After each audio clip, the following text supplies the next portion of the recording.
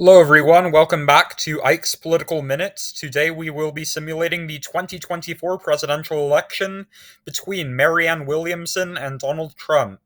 And Marianne Williamson is one of three Democrats vying for the Democratic presidential nomination, the other two being Robert F. Kennedy Jr. and President Joe Biden. And while she is certainly the least likely of them to win the nomination, let's say against all odds she does win the nomination and goes up against Donald Trump to win the presidency of the United States. Let's fill out the safe states for Marianne Williamson. Now, what Marianne Williamson's background basically is she is calling for a cultural and spiritual awakening in the United States. That we have lost our morality, that we've lost our soul and purpose, and this is something you normally hear the Republicans criticizing the Democrats about. So I think that she could definitely appeal to evangelical Christians and other people in general who believe that spirituality and morality is a fundamental part of American culture and what we stand for. And I think that also the liabilities come at the expense that she doesn't resonate as a populist. She doesn't resonate as a fighter or someone who really understands the issues of the common voter. And that could hurt her, especially against a candidate like Donald Trump. I think she wins Maine's first congressional district by a safe margin, but I think Trump has an appeal in Maine's second congressional district. I think he would win it by a likely margin. And Marianne Williamson, it would be close. I think she would only narrowly carry Maine at large. It's heavily white and generally more Trumpian coalition. I think she would carry New Hampshire, but only by a tilt margin. I think that Trump would fare better against Marianne Williamson than he would against other Democratic candidates. And moving on to the states that I think that Donald Trump would win safely, he would win Alaska, he would win Utah, Idaho, Wyoming, Montana, and he would win the Red Wall.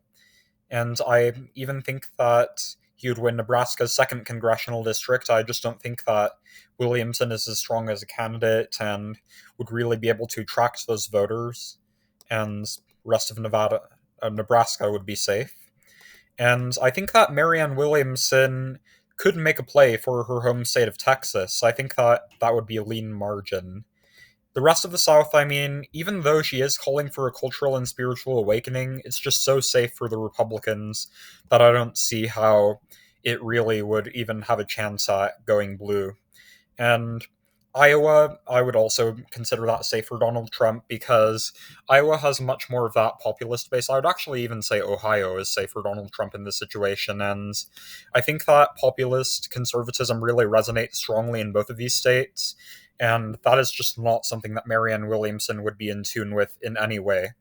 Now, Georgia and North Carolina, however, these are states where I think that Marianne's message of a cultural and spiritual awakening and her appeal to suburban white women would actually fare quite well. I think that she would carry Georgia by a lean margin because what you have to understand is that Raphael Warnock has fared really well in both of his elections, and he was a pastor at Ebenezer Baptist Church. He shows that religion can actually have an impact when you play it the right way with politics. Georgians like to have morality mixed in with their politics. And I think that North Carolina, being demographically similar to Georgia, would also tilt for Marianne Williamson. I think that her religious spiritual appeal would also be a factor there. Florida, I think, is far gone. I think that they're more of the Trumpian style, so I think they would go to Trump by a likely margin. I think that Williamson's generally strong suburban appeal would land her likely wins in Colorado, New Mexico, and Virginia. And I think that Donald Trump, however, would win Arizona very slightly. I think it's because he only lost to Joe Biden by a tiny smidgen of the vote in 2020. And candidates like Kerry Lake lost very narrowly. And I think that he would be able to make up lost ground and really ignite the populist voters in Arizona and win that. And I think that for that same reason, Donald Trump would also win Nevada. I think he would actually win it bigger than Arizona because, unlike Arizona, Nevada has been trending to the right. And I think that Trump would really be able to lock down the populist libertarian voters who are really just craving for that kind of sentiment in a politician. And the Rust Belt is really what I think exposes Williamson's flaws. I think she only narrowly gets over the hump in Minnesota just because it went for Joe Biden by such a large margin in 2020. And yeah, Wisconsin, I think that goes to Trump by a likely margin. It's a very populist conservative state. I think Michigan tilts for Donald Trump, and I think that Donald Trump will win Pennsylvania by a lean margin. So there you have it. Donald Trump wins with 281 electoral votes against Marianne Williamson's 257 electoral votes. Thank you all for watching this video.